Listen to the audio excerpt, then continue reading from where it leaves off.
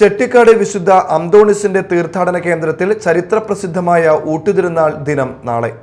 പുലർച്ചെ മുതൽ എത്തിച്ചേരുന്ന നാനാജാതി മതസ്ഥരായ തീർത്ഥാടകരെ സ്വീകരിക്കാൻ ചെട്ടിക്കാട് ദേവാലയം ഒരുങ്ങി. 1 ലക്ഷത്തിലേറെ പേർക്കുള്ള ഊട്ടുസദ്യയാണ് ഒരുക്കിയിരിക്കുന്നത്.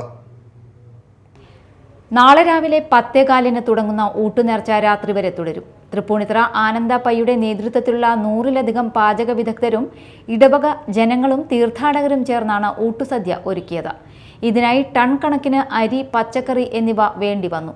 ഞായറാഴ്ച രാവിലെ Dennis Kuruppassery, father doctor Benny വാഴക്കൂട്ടത്തിലും ചേർന്ന് അടുപ്പിൽ തീ പകർന്നു നൽകിയതോടെ സജീവമായ പാചകപ്പുരയിൽ ഇന്ന് രാത്രി വരെ പാചകം തുടരും.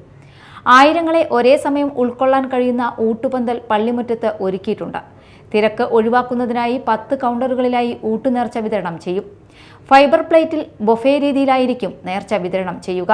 തീർത്ഥാടക പ്രവാഹം കണക്കിലെടുത്ത് പോലീസും വോളണ്ടിയർമാരും സെക്യൂരിറ്റി ടീമും ചേർന്ന് ഗതാഗത സുരക്ഷാ സംവിധാനങ്ങൾ ഒരുക്കിയിട്ടുണ്ട്. പള്ളിയും പരിസരവും പൂർണ്ണമായും ക്യാമറ നിരീക്ഷണത്തിലായിരിക്കും. വാഹന പാർക്കിങ്ങിനായി വിവിധയിടങ്ങളിൽ സൗകര്യം ഒരുക്കിയിട്ടുണ്ട്. കൂടാതെ കൊട്ടുവള്ളിക്കാട് ക്ഷേത്രമുറ്റത്തും തീർത്ഥാടക വാഹനങ്ങൾ പാർക്ക് ചെയ്യാൻ സൗകര്യം ഒരുക്കിയിട്ടുണ്ട്. പാർക്കിംഗ് കേന്ദ്രങ്ങളിൽ ഉൾപ്പെടെ ശുദ്ധമായ കുടിവെള്ളം ഉറപ്പാക്കിയിട്ടുണ്ട്.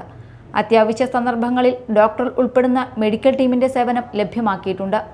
വിശുദ്ധ അന്തോണീസിന്റെ തിരുശേഷിപ്പുകൾ വണങ്ങുന്നതിനും പൊന്നാവെടുത്ത് വയ്ക്കൽ നേർച്ചയ്ക്കും വിശുദ്ധന്റെ അത്ഭുത രൂപം ദർശിക്കുന്നതിനും അടിമ സമർപ്പണത്തിനും പ്രത്യേക സൗകര്യം ഒരുക്കിയിട്ടുണ്ട്.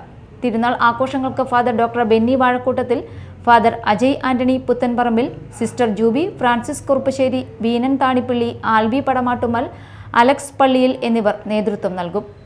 Media time, Kodungallur.